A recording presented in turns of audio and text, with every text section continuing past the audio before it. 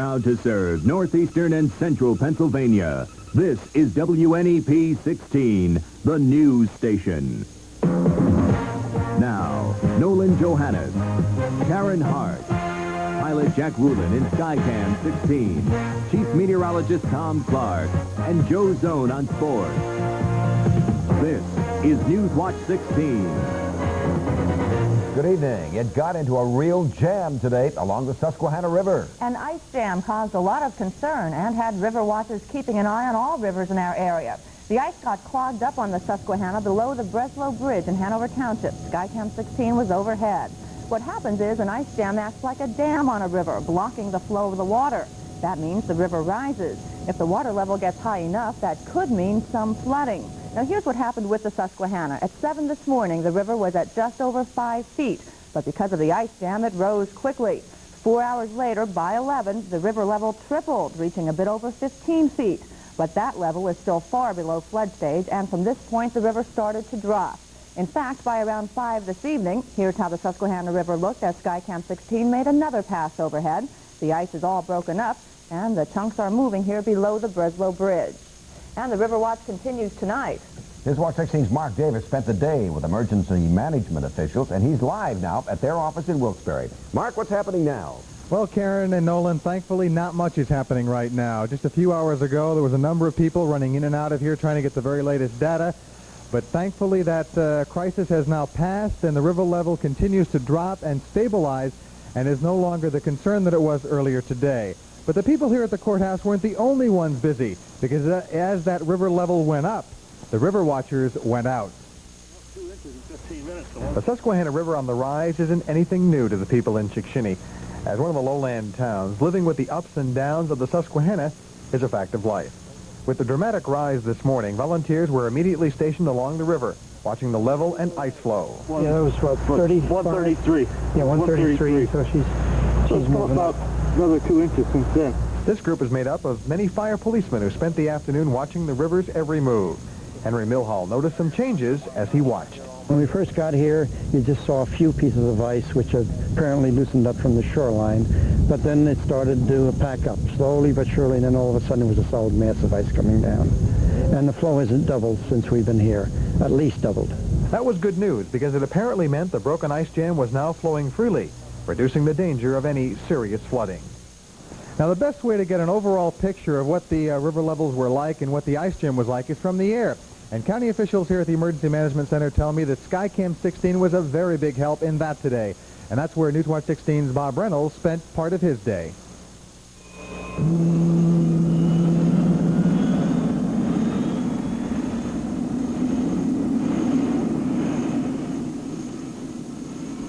When the word went out that the river was rising, pilot Jack Rulin, photographer Tom Hovey, and I took to the air.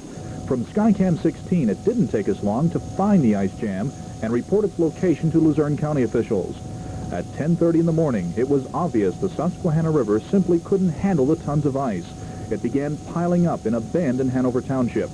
Later, the ice jam somehow freed itself. By 1:30 in the afternoon, the river was flowing a lot better, and officials began to breathe easier. Look closely, and you can see just how high the ice was piling up in Wilkes-Barre. Later in the afternoon, the head of Luzerne County's Emergency Management Agency also got a bird's-eye view of the situation from Skycam 16. We're satisfied now that the major proportion of the jam has gone past, and I don't feel we're going to have any more problems with it. But officials say they're still closely watching the Susquehanna because there's still a lot of ice in the river up north, and it can begin to pile up at any time. Bob Reynolds, Newswatch 16, Luzerne County. Now, it's been a very busy day, beginning around 10:30 this morning when those river levels started to rise dramatically. With me now is Luzerne County's Emergency Management Executive Director Jim Syracuse, who you just saw in that piece that as he flew over the river. Jim, you've had some time now to take some more levels, some more readings. What's the very latest information you give the people out there as far as the river situation? Susquehanna for the past few hours has been holding at about 12.8 and slowly falling. We do expect through the evening we'll see some increase in that level due to the ice that's still coming down. We are still monitoring certain spots that may pose a problem as far as future ice jams. We've been advised by the Weather Service that ice jams are favorable, the conditions are favorable for ice jams for approximately the next 48 hours, so we will be keeping a close tab on that. If I'm a person sitting at home in any of the major towns, Wilkes-Barre on down the river, should I be overly concerned? I detect a lot less seriousness in the situation now than at noon when we interviewed live on Midday 16. No. All right, we're sorry we've temporarily interrupted that picture, and of course the news seems to be good, and that things are lessening as far as that's what we learned in that live report from Mark Davis. Officials are keeping a close watch on the west branch of the Susquehanna. So far, no problems reported. They are also watching an ice jam on the Little Munch Creek in Lycoming County that flows into the west branch. It is located in the Burrow Picture Rocks, and tonight, emergency people say that it is not a threat to property. If it becomes a danger to homes, property owners will be warned to move out of the way. Emergency people are also watching the Delaware River tonight, which you can see here from Skycam 16. Some ice is building in the Narrowsburg area, but Newswatch 16 is told that there is enough of an open channel that the water is not backing up at this time. When Newswatch 16 continues, we'll show you one hospital that's getting ready for a nurses' strike. Plus, we'll tell you about the latest union efforts to keep working in Allentown. One of a kind, Fowler Floor, a one-of-a-kind store. Fowler Floor & Wall is having another one-of-a-kind sale. Through January 31st, we're offering free installation on all in-stock carpet, rolls, or remnants of 20 square yards or more. Hundreds of rolls in stock in our vast warehouse. Up to 90 days, no interest on approved credit, up to 3 years financing. The free installation sale ends January 31st at Fowler Floor & Wall. The one-of-a-kind store.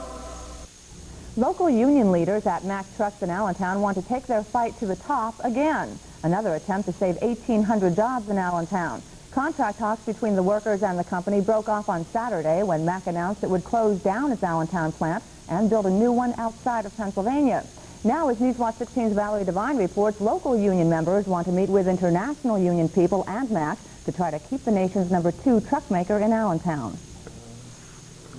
This is how the local United Auto Workers Union at Mack Trucks will try to save their jobs. This petition asking for another chance to sit down with the company and the international union to try and hammer out another concessions package. A package that would include a big enough wage and benefits cut to keep the Allentown plant in Allentown. UAW local union president Gene McCafferty hopes all 5,800 union members will sign the petition. I'll do anything, I don't care what it is, to try and keep the plant here in the Lehigh Valley, Allentown especially, or the Lehigh Valley, are within a 50-mile radius. But while McCafferty is trying to keep the plant here, several southern states are trying to lure it south, even though a move is at least a year away. Mack officials are looking at North Carolina, South Carolina, and West Virginia as possible sites for their new assembly plant. Workers here in Allentown say until a site is picked, it's not over. And in the meantime, they want a chance to vote, a chance they didn't have in the first place. They may come up with a solution to keep them here. I mean, they can, try to work something out. It's a shame to see them go now. Union members have until noon tomorrow to sign these petitions asking for a negotiating session. From there, the petitions will be sent to Washington to the International Union. And I'm told that all the parties involved have been given a deadline of Friday to come up with some sort of an agreement. Valerie Devine, Newswatch 16, Allentown. 4,000 state-employed nurses and hospital technicians are set tonight to go out on strike tomorrow. The walkout has been set by members of the Pennsylvania Nursing Association. Their contract ran out last July with the state. It would affect the 7 state general hospitals in our area, plus mental hospitals statewide. 5 of the state general hospitals tell Newswatch 16 tonight they are already closed to all new patients except for emergencies. They are Scranton, Coaldale, Hazleton, Ashland, and Phillipsburg State General. In the other 2, Shamokin and Nanticoke State General, not enough nurses are members of the striking association to affect hospital operations. They stay open tonight. Newswatch 16's Bob Constantini went to one of the state hospitals that is affected by tomorrow's walkout in Schuylkill County. Weekend accident victim Angela Malafarina is leaving Ashland State General Hospital with her mom sooner than both would like. I'm still having a lot of trouble with my vision. I was in a car accident and I still can't really see too good, or I'm still a little dizzy. If they say you go home, and if they're expecting the strike or it's going to take place, there won't be many people here to take care of them. Up to 60 patients at the hospital are likely to go home before the strike begins. The hospital has also stopped admitting non-emergency patients and will transfer others if they require special care. 1/3 of the hospital staff, mostly nurses, is expected to strike Wednesday morning. Supervisors and non-union nurses are preparing to take their chores. Some patients will have to stay, strike or not. There may not be as many nurses here, but we'll get the care we need. Outpatients will definitely be out if nurses and technicians walk off. Jim McGinley is supposed to get treatment every day this week for a sprained wrist. This is not something I'm going to die from. Hospital administrators say by stopping non-emergency admissions, by discharging some patients early, and by transferring others to other hospitals, they can cut the patient population here down to 45 or 50. That, they say, is a manageable level for a strike. Bob Costantini, Newswatch 16, Ashland. School is back in session in the Weatherly District, but the flu is still hitting the Carbon County District hard. For the first time since last Monday, classes were back on schedule today. The Weatherly schools had been closed because of a big flu outbreak, along with chickenpox and colds. Today, 97 of the district's 720 students were out sick. Others were sent home with the flu. Among those absent from school today, the school nurse and the superintendent. Price Chopper stores are recalling certain jars of their own mayonnaise. It's all because one jar with a bulging top was found in a New York State store. If you have the 1-quart size jar of Price Chopper mayonnaise with this code number and expiration date, that's July 2486R, you're asked to take it back to the store. You'll get your money back.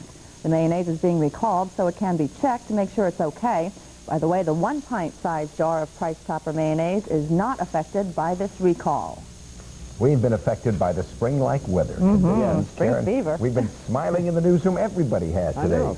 Tom, I think you ought to try and keep it around for a little while. I'm going to do my best. Karen just said she had her sunroof open today. Oh, yeah, I loved it. You bet. That sun is getting stronger every day now as it gets higher in the sky, and it felt good out there today. But I just received a very nice shot of Halley's Comet. And take a look at this. A recent photo that was taken by amateur astronomer Joe Kamachitis of the Lackawanna Astronomical Society. He used a special camera with an 8-inch diameter lens. The exposure time was 2 minutes.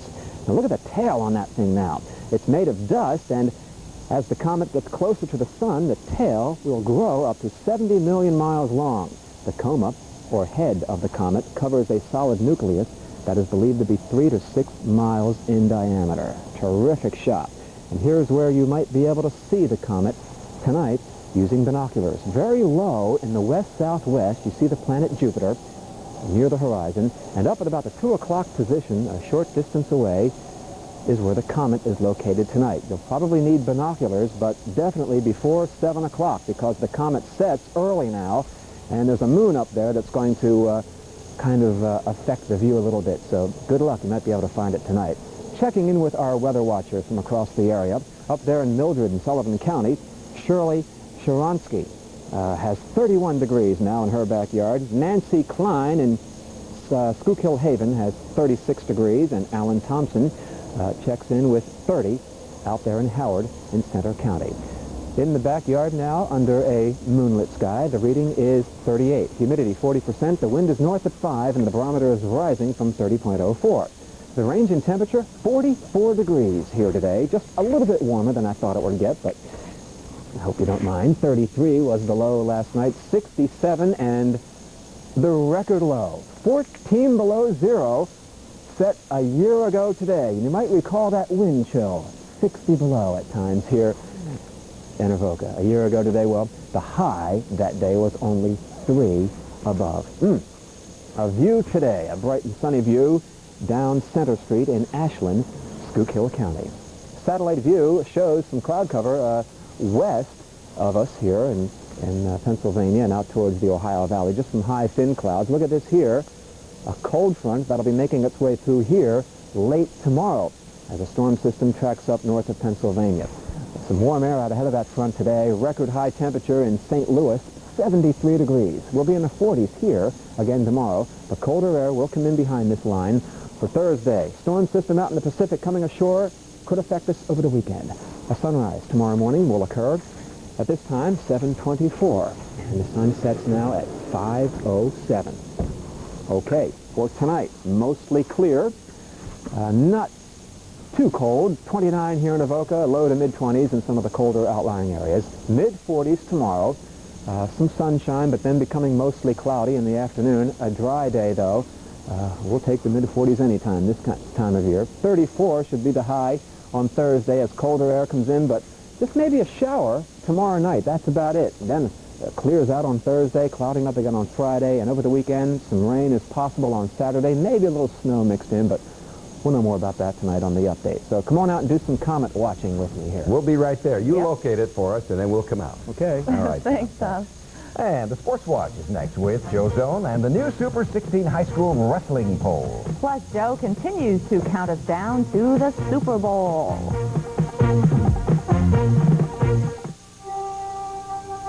While Pepsi has been delivering great taste and true refreshment for many years, it's about to deliver something very different. The heart-stopping, pulse-racing, sheer excitement of the Chevy Cavalier Z24. Grand prize in the Pepsi Drive-Away Sweepstakes. Enter at your participating store. Enter the Pepsi Drive-Away Sweepstakes now, and before long, you could be driving a Chevy Cavalier Z24. Come on, baby, let's got showers roll. So many sheets, it'll thrill your soul. Come on, baby, let that paper roll. Roll on and on. When the other leading brand gives up, Scott Towels keeps right on rolling because it has lots more sheets so you don't run out. Scott Towels, Scott Tissue, Scotty, Scott Economy Pack Napkins. The Scott Value products go a long way and save you money. Well, talk about spring fever. I think a lot of people have Super Bowl fever, right? Yes, you've been reminding me, of course, this is just sports, Karen. It's really, just sports. There's really no role. Isn't it amazing, though, how entire cities get crazy? I mean, the country, a good part of it, is interested in this just sports Super Bowl. But the two towns, Chicago and Boston, they are nuts right now. 5 days and 4 hours. You know what's going to happen? The Chicago Bears will lift off and launch the city of Chicago into football history. In Chicago, Mayor Washington led a rally at Bears Plaza. From noon on today, fans watched highlights of this and previous Bears seasons, while the official Bears cheerleaders refrigerettes did their thing. Hundreds of fans showed up at the TWA building holding teddy bears. The first 75 in line were promised free airline tickets to New Orleans, as long as they had those teddy bears. The deal was for, well, travel only. Hotel rooms and Super Bowl tickets were their own problems. Problems for sure. Tickets on the street in New Orleans are going for $2,000 a piece. $1,000 if you accept the group photo of the refrigerette. Week 5 of the Super 16 wrestling poll, we have 5 undefeated teams. Let's start with number 16, Mifflinburg, ranked second in the state in AA. 15, Shikellamy, lost to Easton last week. Number 14, Bald Eagle Area, ranked 8th in the state in AAA. Number 13, Pine Grove, split a couple of matches. Number 12, Nazareth, won twice. Number 11, Tri-Valley, dropped from 6th. Number 10, Athens, won twice. Athens replaces Myers in that number 10 spot. Myers, here in the blue, lost to Wyoming Area, the first of 2 of their losses last week. The win, though, solidified Wyoming Area spot at number 3. Number 9, Northampton, drops from 4. Number 8, Danville, 9th in the state in AA. Number 7, Shamokin, won its only meet. Number 6, Northwestern. Number 5, North Schuylkill. Number 4, Lock Haven. Number 3, Wyoming Area. Number 2, Bethlehem Liberty. And number 1, Williamsport, 3rd in the state right now in AAA. You really get an idea just how good the North Carolina basketball team is when it plays tough back-to-back games with Duke and Marquette and wins them both. Looks like they're starting to use their head, too, in these rankings. When was the last time you saw a team lose and move up in the rankings? North Carolina remains a solid number 1, but look at Duke.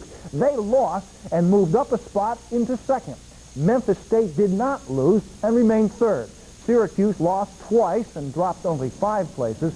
They really are beginning to take into account schedules and caliber of competition, which, by the way, is a lot easier to do with basketball than football because there are more common opponents.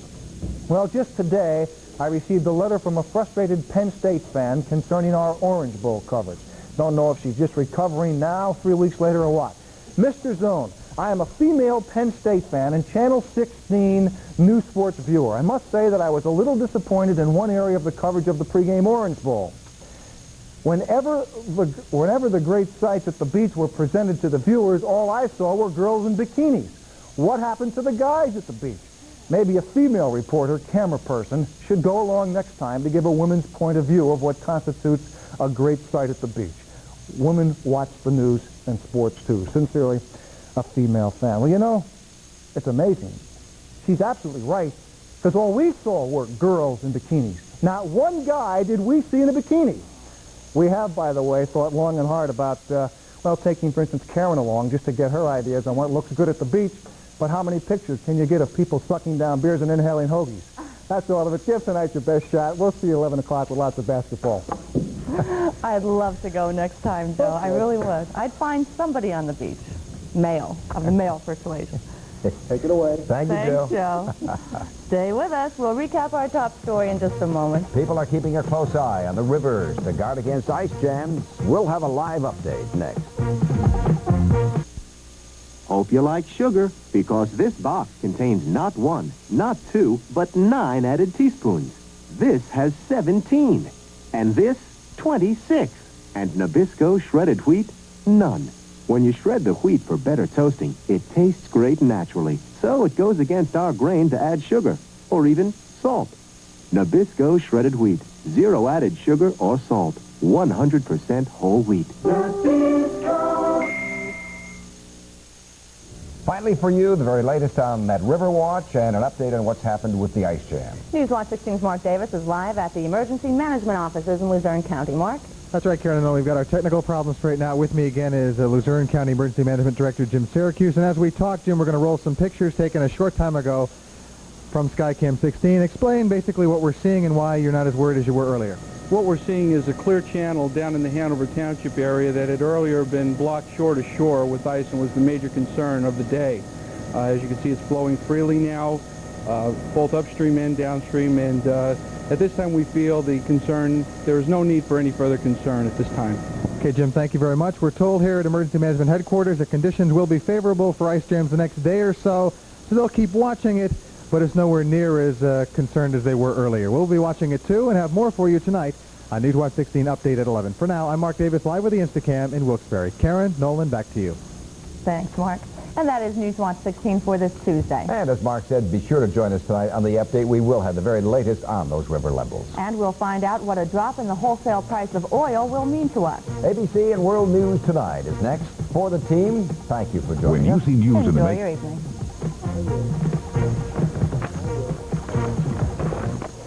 Here